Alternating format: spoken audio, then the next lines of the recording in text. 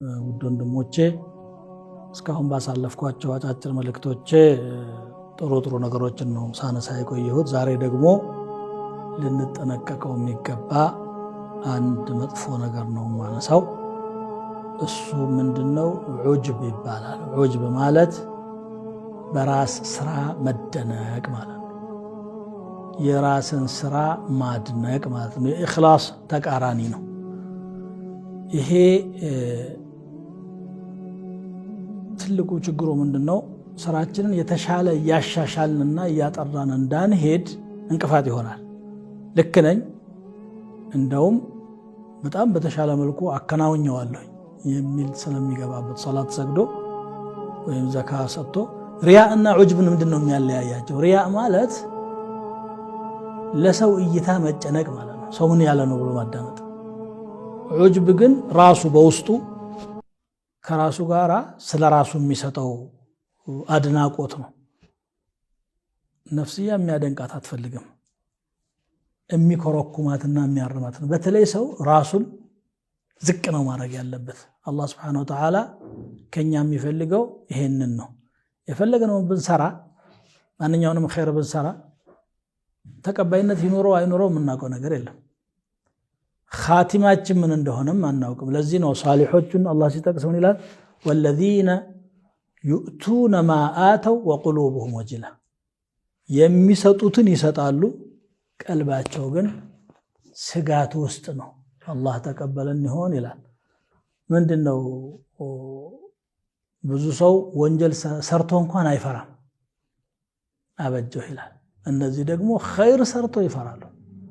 ይሄ የሰራሁት ኸይር አላህ ዘንድ ኸይር ነው ተብሎ ተመዝግቦልኝ ይሆን ወይስ የሆነ ነገር ጎድሎት ተበላሽቶ ይሆን? ይሄ የሪያ እና የሱምዓ ምሳሌ ልስጣችሁ እንደው በደንብ ቀለል ባለ መልኩ እንድትረዱት። አንድ ጥሩ ምግብ ሰርቶ ሰውየው ግብዣ አድርጎ ሽታው ከርቀት የሚስብ እይታው የሚያስደስት መልካም በሆነ አቀራረብም አቅርቦት ልትበላ ስትል አምጥቶ የሆነ ቆሻሻ ነገር መሃል ላይ ጣል ቢያደርግበት ምን ያህል ያስጠላል።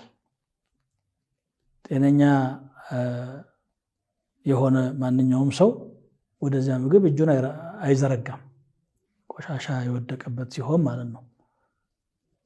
አመለን ሷሊህ ላይ ሪያ ሲገባ እንደዚህ ነው የሚያደርገው፣ መርዝ ነው የሚሆነው። አንዳንዴ ኢኽላሱ መበላሸቱ ላይታወቀው ሁሉ ይችላል። ልክ አንድ ጥሩ ምግብ ላይ መርዝ ቢረጩበት መርዙ በአይን የማይታይ ይሆናል፣ ግን ምግቡ ተመርዟል። የሚበላው ሰው ይመገበውና ሊኖርበት የተበላው ምግብ መጥፊያ ሰበብ ሆኖ ያጠፋል። ሪያ እና ዑጅብ እንደዚህ ናቸው።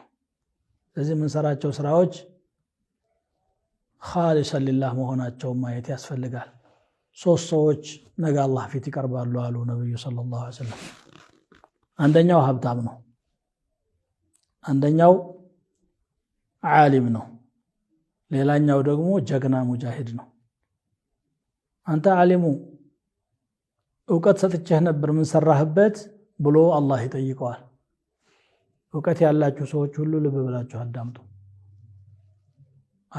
ያ ረቢ ጌታዬ ተዓለምቱሁ ፊከ ወዓለምቱሁ ፊከ፣ ለአንተ ብዬ ተማርኩኝ አንተን ፊት ፍለጋ፣ ለአንተው ብዬ ደግሞ ሳስተምር ኖርኩኝ። ይሄ ነው ያደረኩት ይላል። እንዲህ ነው እንዴ? አይደለም። ኢነማ ተዓለምተሁ ወዓለምተሁ ሊዩቃለ ለከ ዓሊም፣ የተማርከው እኮ አዋቂው ሰው ለመባል ለዝና ነው። ወቀድ ቂል፣ ያ ደግሞ ተብሎልሃል ይለዋል። ሀብታሙ ደግሞ ይጠየቃል። ምን አደረክ? ገንዘብ ሰጥቼህ ነበር። ማ ሚን ወጅህን ቱሒቡ አን ዩንፈቀ ፊህ ኢላ ወአንፈቅት፣ አንተ ወጪ እንዲደረግበት ልገሳ እንዲደረግበት የምትወደው ማንኛውም ነገር ላይ ገንዘቤን ወጪ አድርጋለሁ ይላል። አይደለም፣ ታላቁ ለጋሽ ለመባል ለዝና አይደል የሰራኸው?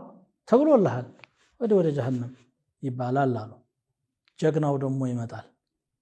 እሺ ምን አደረክ ሲባል ቃተልቱ ፊከ ሐታ ቁቲልቱ፣ በአንተ መንገድ ታግዬ ተጋደልኩኝ፣ መጨረሻም ሰማዕት እስከመሆን ድረስ ታግያለሁ፣ ሸሂድ እስከመሆን ድረስ ይለዋል። አይ አይደለም፣ ኢነማ ቃተልተ ሊዩቃለ ለከ ጀሪእ ጀግና መባል ነበር የፈለግከው ጀግና ተብለሃል ብሎ በባዶ ይቀራል አሉ። الرجل يقاتل شجاعة ويقاتل حمية ويقاتل يعني عنده لجግንነቱ አንዱ ለእልኩ አንዱ ደግሞ ለጉራ የሚዋጉ ሰዎች አሉ። እንዴት ነው ሲሏቸው من قاتل لتكون كلمة الله هي العليا فهو في سبيل الله የአላህ ቃል የበላይ እንድትሆን ብሎ የታገለ ሰው في سبيل الله የሚባለው እሱ ነው አሉ። ተግባሩ ብቻ ሳይሆን እዚህ ቀልባችን ውስጥ ያሉ እሳቤዎች ንያዎች ወሳኝ ነገሮች ናቸውና እነሱ ላይ በደንብ እንስራ ለማለት ነው እቺ መልእክት ያስተላለፍኩት። ወጀዛኩሙላሁ ኸይራን ወሰላሙ ዐለይኩም ወራህመቱላሂ ወበረካቱሁ።